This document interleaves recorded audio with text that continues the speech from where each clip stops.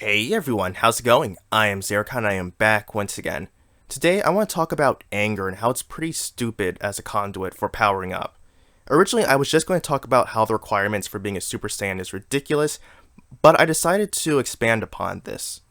Now just as a heads up, this video isn't meant to be overly serious, it's just me nitpicking at this trope, and I had a bit of fun doing so. With that being said, let's get started. Starting with Dragon Ball Z, becoming a Super Saiyan through the power of anger was ridiculous. Anyone could become a Super Saiyan if they became enraged enough. Heck, Vegeta made a comment about how there was a bargain sale in Super Saiyans. And even ignoring how there were other Super Saiyans, Goku's power boost when he became a Super Saiyan was dumb. He was leagues below Frieza in terms of power, but can now contend with him because he got angry enough and became a Super Saiyan. To be fair though, this isn't the first time this has happened. Goku had a similar power boost in the Lord Slug film, which wasn't canon, but now is technically canon because of, that thing that happened in the Broly film, and now every non-canon thing's, technically canon. And Gohan embodied this trope. Ever since the start of Z, Gohan had incredible boosts of strength due to his emotions.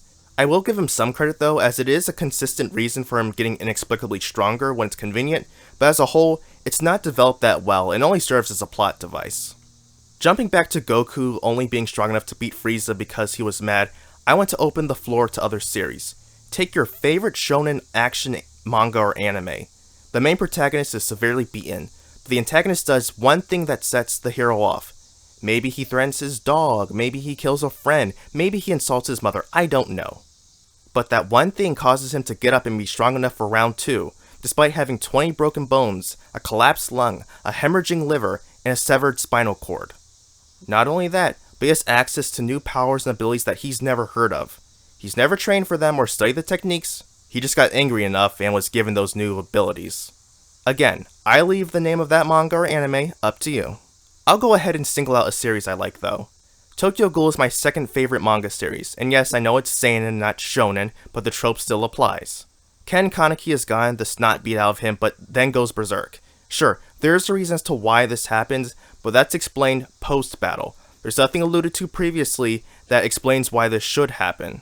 Another example, though not as severe in the case of the power boost, Nishiki got drilled in his torso after receiving a previous beatdown, but he still flung himself at Shu in a rage.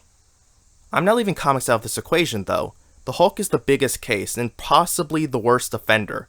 Ever since he got that "the angrier he becomes, the stronger he becomes" ability, it's one of the abilities that people seem to hype the most. Well, I never thought it made sense. How angry can you possibly get? You want to smash your opponent, kill them even, then what? Kill them again? How much angrier than that can you get? That's pure rage right there, it doesn't get more refined than that. I'm not saying that anger and emotions in of themselves as a booster are unrealistic or can't be done right. There are reasons why bullies get beat back by their victims in a fight.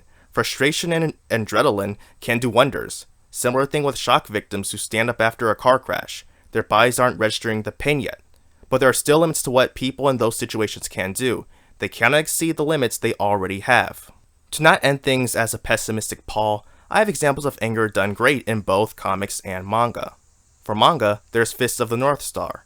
Kenshiro wanders the desert and consistently finds bandits and killers. He can easily dispatch them. When something happens, like someone gets injured or killed, or invokes a bad memory, he gets very serious and enraged. It's not that he suddenly gains new power, he just unleashes what he's already been trained to do. Instead of using a simple punch or kick to make you explode, he gives you a flurry of punches or kicks to make you explode. Maybe even both. That's anger done right and was probably the forerunner for this trope in manga. For comics, I want to go back to one of my favorite stories in Spider-Man history, the night that Gwen Stacy died. In the final fight of the story, Peter was pretty even in his fight with the Green Goblin, possibly better, and he had been disabling most of his arsenal. However, once Osborn mocked Gwen Stacy's death, Peter had had enough of him and nearly beat him to death.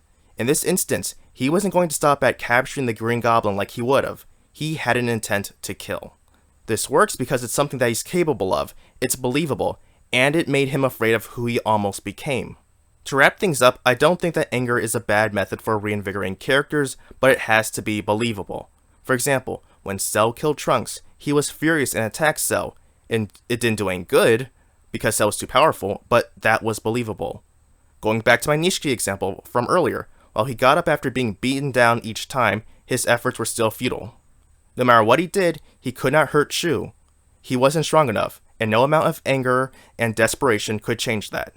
Guts did everything he could to get to Griffith to save Casca, including cutting off his own hand, but in the end, raw rage was nothing. These cases are believable, and that's why they work. Suspension of disbelief is required to enjoy stories, but there are still rules within the boundaries of those stories that must be maintained. That being said, thank you very much for taking the time to watch this video, and thank you to everyone for your support this year. I haven't done the full numbers yet, but I believe that I have surpassed my growth from last year, even with that one Nintendo video. For that, I appreciate each and every one of you who watched the video, left a comment, or gave a like or dislike. You took time out of your day or evening to see what I had, and I do not want to take that for granted. I know I went into a bit of detail for this video, but as I said before, it was all in good fun, and I like doing that for topics like this. Like my Frieza 5 minutes video, it's not something to take seriously. Still, I wouldn't mind hearing your thoughts on the matter. Let me know what you think in the comments below. So until next time everyone, I am iamxeracon signing off. Have a good one.